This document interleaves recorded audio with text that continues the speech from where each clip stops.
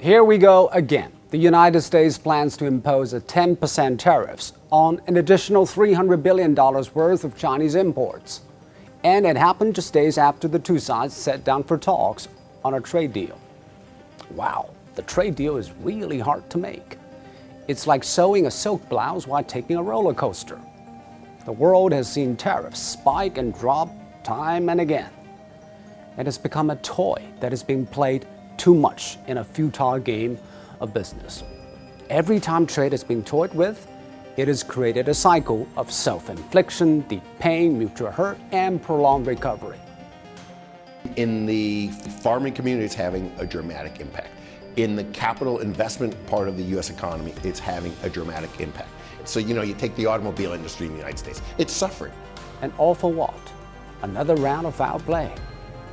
The Trump administration's insistence on maximum pressure as a strategy to land a trade deal is not a panacea for problem solving. It is a toxin for the players involved and very possibly a tinderbox that may spark fires.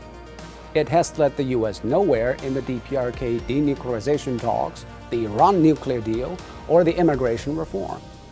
And in this case, it's unlikely to force the hands of the Chinese, who won't be bowing their heads in shame. It's time President Trump should surround himself with fresh thinkers that really understand China and the Chinese. Playing tough may seem to work for a while, but in the end, one can only get to where his or her strength dictates. America's output has been shrinking and its economy is now in danger of a recession. Even the Fed is thinking of placing more buoys.